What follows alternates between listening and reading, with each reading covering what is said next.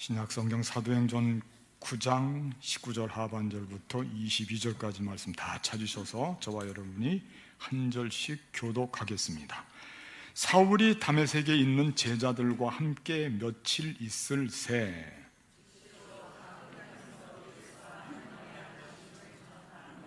듣는 사람이 다 놀라 말하되 이 사람이 예루살렘에서 이 이름을 부르는 사람을 멸하려던 자가 아니냐. 여기 온 것도 그들을 결박하여 대제사장들에게 끌어가고자 함이 아니냐 하더라. 힘을 더 얻어 예수를 그리스도라 증언하여 다메섹에 사는 유대인들을 당혹하게 하니라. 사울은 힘을 더 얻어 예수를 그리스도라 증언하여 다메섹에 사는 유대인들을 당혹하게 하니라. 아멘. 정말 당혹스러운 일이 벌어졌습니다. 바울의 본래 이름이 사울인데요, 그는 어떤 사람이냐면요, 성경 말씀 확인해 볼까요? 21절 말씀 한번 띄워주십시오.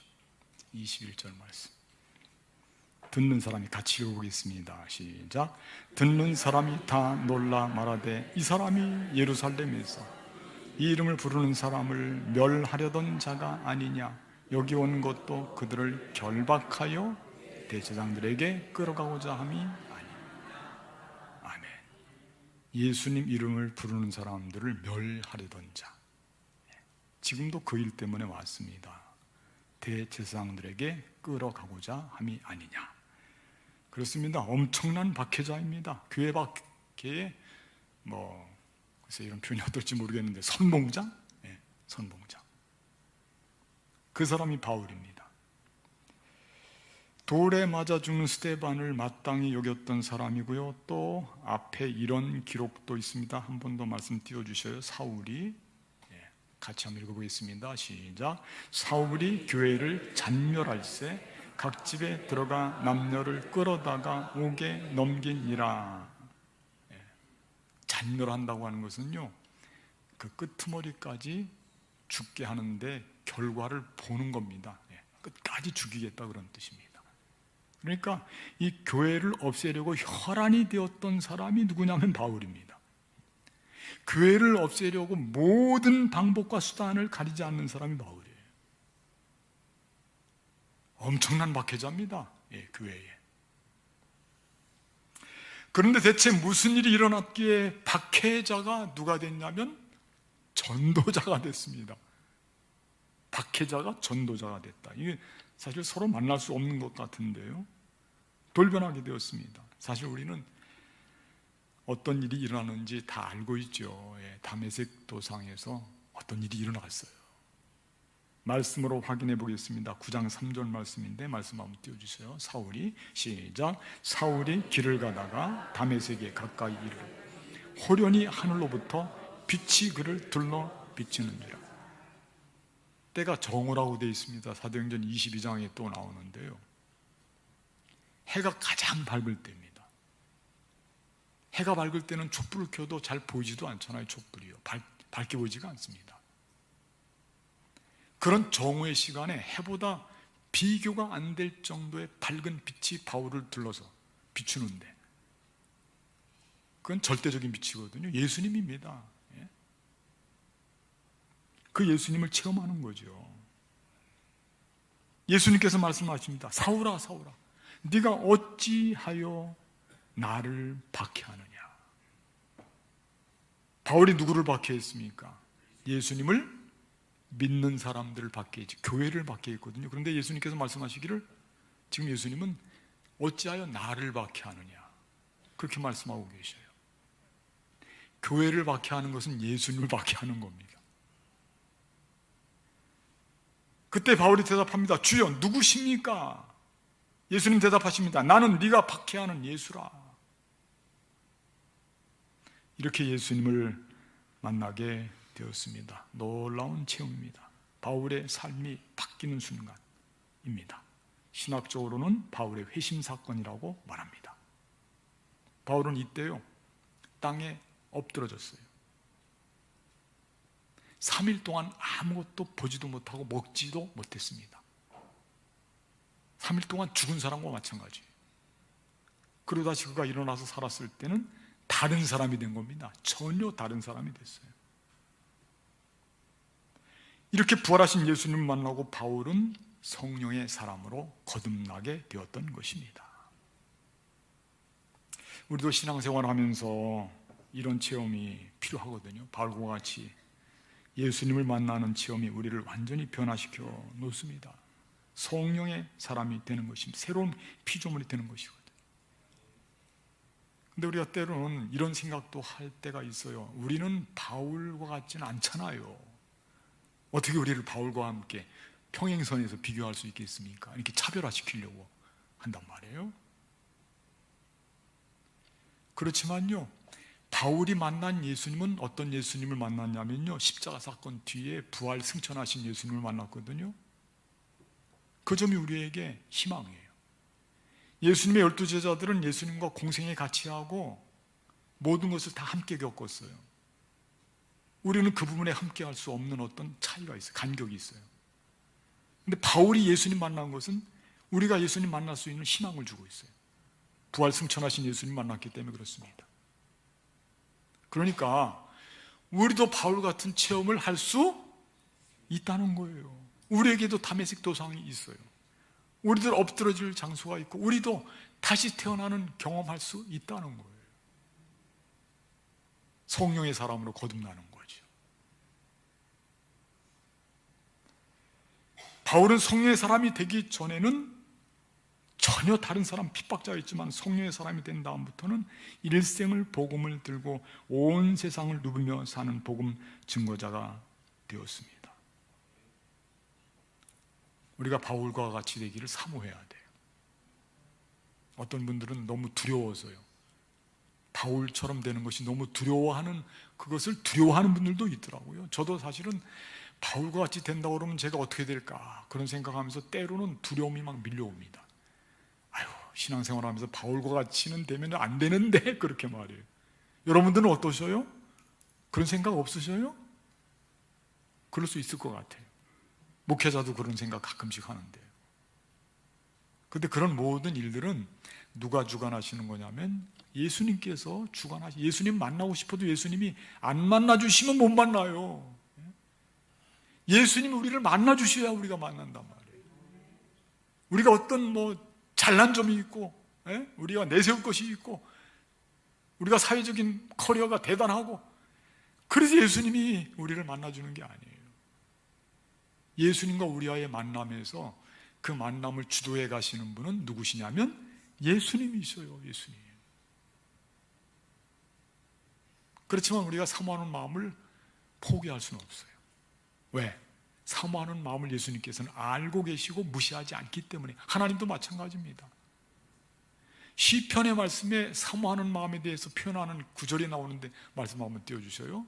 사모하는 영혼에게, 같이 한번 읽어볼까요? 시작. 사모하는 영혼에게 만족을 주시며 그가 줄인 영혼에게 좋은 것으로 채워주심이로다. 아멘.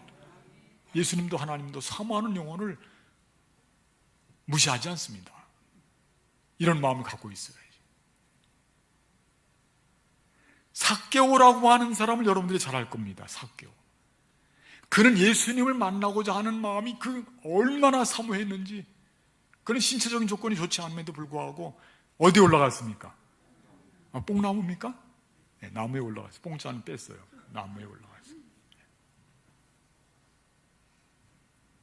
그 모습을 연상해 보면요, 그게 보통 일은 아니에요. 그가 또 세리장 아닙니까? 나름 그래도 지위가 있는 사람이거든요. 몸도 아픈 사람이긴 하지만은. 그런데 그 마음속에는 예수님을 만나고자 하는 사모하는 마음이 있는 거예요. 예수님을 어떻게 내가 만나봐야 되겠다, 예수님 체험해야 되겠다, 이런 마음이에요. 그 마음을 귀히 여기시고 예수님께서 내려와, 내가 오늘 너의 집에 유할 것이다. 하나님께서 너를 하나님의 자녀로 삼으시고 오늘 이 집에 구원이 이르렀다, 그렇게 말씀해 주잖아요. 그러니까 우리가 예수님을 사모하는 마음을 갖고 있어야 돼요. 예수님 만나야 됩니다. 부활하신 예수님을 만나는 체험이 없는 신앙은 어쩌면 조금 부족할 수 있어요. 머리로만 신앙생활하기 어렵습니다. 가슴으로 신앙생활 해야 되기 때문에 예수님 만나야 돼요. 부활하신 예수님. 각자가 다른 방법으로 예수님 만날 수 있을 거예요. 자, 그렇다면 부활하신 주님을 만난 성령의 사람의 모습은 어떤 모습일까? 이 시간에는 바울을 통해서요, 성령의 사람, 부활하신 주님을 만난 성령의 사람의 특징 몇 가지를 살펴보면서 은혜를 함께 나누려고 합니다. 첫째 절 한번 따라 하십시오. 즉시로 복음 전파자가 되었다. 아멘. 20절 말씀인데요, 같이 읽어보겠습니다. 즉시로, 시작. 즉시로 각 회당에서 예수가 하나님의 아들이심을 전파하니. 아멘. 근데 이 대목을 읽을 때는 조금 멈칫해야 됩니다. 왜 그러냐면요, 바울을 생각해 볼 때 이게 가능한 일일까를 여러분들, 저도요, 이 말씀 읽으면서 한참 동안 여기 즉시로라고 하는 말씀이 이게 어울리는 말씀인가? 바울의 삶을 우리가 연상해 보면 알 수 있어요. 바울이 무슨 교리 교육도 받은 것도 아니고 공부한 것도 아니고 훈련을 받은 것도 아니고 제자들과 다만 며칠 있었던 것밖에 없습니다. 그런데 각 회당에 돌아다니면서요, 막 돌아다니면서 가만히 있지 못하는 거예요. 회당 한 곳이 아닙니다. 각 회당에 다니면서, 그러면서 즉시로 복음을 전파하는 사람이 되었다라고 하는 겁니다. 마음이 뜨거워서 어떻게 감당할 수가 없어요. 가만히 있을 수가 없다니까요. 선교학 박사라고 전도자라는 거 아닙니다. 전도 전문가라고 전도자라는 거 아닙니다. 전도에 무슨 전문가가 있습니까? 심령이 뜨거운 사람이 그 마음을 표현하는 겁니다. 그게 전도입니다. 성령의 사람이 전도하는 거죠. 지금 바울은 즉시로, 뒤로 미루지 않고 우선권을 넘겨주지 않고, 성령의 사람은 지난 주일에도 말씀드렸듯이요, 이거 중요한 문제예요. 즉시로 다시 자기가 만난 예수님을 전하는 거예요. 복음을 증거합니다. 그러니까 우리 삶에서 내가 예수님을 어떤 표현으로 어떤 방법으로라든지 조금씩이라도 전하고 함께 살아갈 수 있는 방법이 없다면 내가 성령과 조금 거리가 먼 거예요. 성령과. 성령의 사람은 그 마음속이 타고 불붙어서 복음으로, 예수님으로요, 내가 만난 부활하신 예수님으로 이 마음속이 불붙어서 가만히 있을 수가 없어요. 즉시로 복음을 증거하게 되었다 라고 하는 거고요. 두 번째 절을 따라하겠습니다. 예수가 하나님의 아들이심을 전했다. 아멘. 20절 말씀인데 즉시로 같이 한 번 더 읽어보겠습니다. 시작. 즉시로 각 회당에서 예수가 하나님의 아들이심을 전파하니. 아멘. 여기서 즉시로를 강조했기도 했지만은 그 뒤에 나오는 말씀인데, 그렇다면 즉시로 전한 것이 어떤 내용이냐? 복음의 내용이죠. 예수가 하나님의 아들이심을 전파했다. 그렇게 되어 있어요. 이 부분도 쉽게 넘어갈 수가 없어요. 왜냐하면 사실 이 부분이 바울을요, 그렇게 정말 엄청난 핍박자로 만들었던 부분이거든요. 이게 예수님은 하나님의 아들이라고 하는 것 때문에 바울이 나가서 이 부분을 놓고요, 유대교인들과 함께 예수를 그렇게 보면 안 된다. 예수는 나사렛 사람이다. 목수의 아들이다. 거기서는 메시아가 나올 수 없다. 반대한 사람이에요. 적극적으로 나서서 말렸던 사람입니다. 그런데 본인이 지금 그렇게 이야기를 하고 있어요. 본인이 예수님이 하나님의 아들이십니다, 이렇게 지금 전하고 있다니까요. 그러니까 자신의 입으로 예수님을 하나님의 아들이라고 주장하는 이 모습이, 사실은 이걸 주장하던 사람들을 잡고 죽이려고 날뛰었던 사람인데 이렇게 돌변해버린 사람이 되었습니다. 이게 성령의 역사하심이에요. 성령께서 역사하실 때 이와 같이 예수님을 하나님의 아들이라고 즉시로 전하는 사람이 된다라고 하는 것입니다. 스데반이 죽을 때도요, 스데반이 하늘을 쳐다보면서 예수님께서 하나님 우편에 서 계신 것을 봤다라고 고백을 할 때 사람들이 돌을 들어서 다 쳤어요. 그때 바울이 저렇게 하나님을 모독하는 사람을 놔둘 수가 없다라고 거기에 적극적으로 동조했던 사람이 바울이거든요. 그랬던 사람인데 이제는 본인의 입으로 예수님은 하나님의 아들이십니다 이렇게 지금 증거하고 있습니다. 성령의 사람은 수시로 이 부분을 마음속에 확인하고 증거합니다. 뿐만 아니라 여기서 멈추지 않고요, 예수님을 통해서 예수님이 하나님의 아들인데 우리도 하나님의 자녀입니다 이렇게 더 나아갈 수가 있게 됩니다. 요한복음 1장 12절 말씀에 영접하는 자 곧 그 이름을 믿는 자들에게는 하나님의 자녀가 되는 권세를 주셨으니 이렇게 나와 있어요. 같이 한번 외워볼까? 영접하는 자. 시작. 영접하는 자 곧 그 이름을 믿는 자들에게는 하나님의 자녀가 되는 권세를 주셨으니. 그러니까 예수님 통해서 우리들도 하나님의 아들과 딸이 된다는 겁니다. 사실 이거 엄청난 고백이거든요. 하나님의 아들과 딸이 된다고 하는 것은 이 바울 시대, 예수님 시대에는요, 하나님의 아들이라고 함부로 해서는 안 됩니다. 왜냐하면 오해가 생깁니다. 당시로 볼 때는 나라를 통치하는 최고의 통치자가 스스로가 나는 신의 아들이다 이렇게 이야기를 했거든요. 그런 것을 지금 바울은 예수님이 하나님의 아들이지 그렇게 지금 말씀하고 있는 거예요. 성령의 사람은 이 부분을 분명히 밝히고 선포한다라고 하는 것입니다. 한 가지만 더 말씀드립니다. 저를 한번 따라해 주십시오. 예수를 그리스도라 증언했다.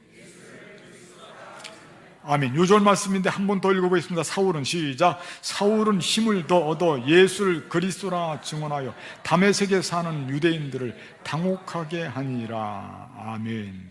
이 부분도 우리가 쉽게, 물론 우리는 금방 이해가 돼요. 자연스러워요. 예수님은 그리스도다. 그렇지만 바울 입장을 생각해 볼 때는 이것도 놀라운 사건이에요. 바울에게 있어서는. 오늘 말씀 보니까 거기 우리에게 힌트를 주는 말씀이 나오는데 22절 말씀 보니까 사울은 힘을 더 얻어 예수를 그리스도라 증언하여 다메섹에 사는 누구들을? 유대인들을 당혹하게 한. 유대인들은요, 유대교자들은요 절대로 예수님을 그리스도라고 인정을 합니까? 안 합니까? 인정을 안 합니다. 유대교는 인정을 안 해요. 유대교는 누구를 믿습니까? 야훼 하나님을 믿는다는 거예요. 예수님 믿습니까? 예수님 안 믿어요. 예수님 믿는다고 하는 그 내용이 뭡니까? 예수님을 그리스도로 고백하는 게 예수님 믿는 거예요. 그 고백에 빠지면 신앙이 아니에요. 잠깐 제가 여기서 좀 말씀 하나 드릴 게 있는데요, 우리 한국교회사에 보면 예수교라고 하는 용어를 가끔 썼어요. 예수교. 지금도 교단에서 교단 앞에 예수교라고 하는 말을 붙여서 교단을 분류하고 있어요. 그런데 그거는 공식적인 용어가 아니에요. 기독교라고 하는 말이 있는데 그것도 역시 중국어 영향을 받고 일본의 영향을 받아서 기독교라고 하는데요, 제가 여러분들께 하나 조금 소개를 할게요. 진짜 우리에게 세계적인 공통적이고 지금도 우리가 써야 되는 우리의 종교에 대한 표현이 있는데요, 그게 뭐냐면 그리스도교입니다. 그리스도교. 예수님을 믿는 사람들을 누구라고 합니까? 그리스도인이라고 합니다. 예수님을 믿는 종교를 뭐라고 한다고요? 그리스도교라고 하는 거예요. 그게 공식적인 용어예요. 그리스도교. 거기는 고백이 들어있어요. 예수교회는 고백이 들어있는 게 아니에요. 기도할 때도 우리가 왜 예수 그리스도의 이름으로, 장로는 피택 장로는 그렇게 기도하셨는데 고백이 들어있기 때문에 그렇게 기도합니다. 예수 그리스도의 이름으로 기도합니다. 고백이 중요한, 고백이 신앙입니다. 바울은 지금 예수님을 고백하고 있는 거예요. 예수님 만났기 때문에, 성령에 충만한 사람이기 때문에. 우리들도 이 세상 살면서 성령의 사람으로 살아간다면 예수님이 내 안에 계셔서 나를 통치하는 분이시기 때문에 그 사랑을 내 삶의 원리로 삼고, 그래서요 주님을 고백할 수밖에 없어요. 예수님을. 그래서 우리는 예수님을 그리스도라고 고백하는 그리스도인인 겁니다. 우리 모두가 그리스도인이에요. 아멘이죠? 그 그리스도인이 성령 충만한 사람이에요. 그러니까 우리가 그리스도인으로서 성령과 함께 즉시로 예수님은 하나님의 아들이라 전파하고 그리스도라고 하는 고백을 변치 않고 세상에 나가서 복되게, 능력 있게 복음 들고 살아가시는 저와 여러분들이 되시기를 주님의 이름으로 축복하겠습니다. 기도하겠습니다. 하나님, 오늘 말씀 통해서 성령 충만한 바울은 뒤로 미루지 않고 즉시로 예수님을 하나님의 아들로 선포하고 그리스도 고백을 선포했습니다. 이것이 성령 충만한 사람의 모습의 본질입니다. 우리들도 성령 충만해서 즉시로 복음을 들고 예수님을 하나님의 아들로, 예수님을 그리스도로 고백하는 그 믿음에 흔들림 없도록 하시고 그 믿음으로 세상을 승리하며 살아가는 우리 모두의 삶이 되게 하여 주시옵소서. 우리 주 예수 그리스도의 이름으로 간절히 기도하옵나이다. 아멘.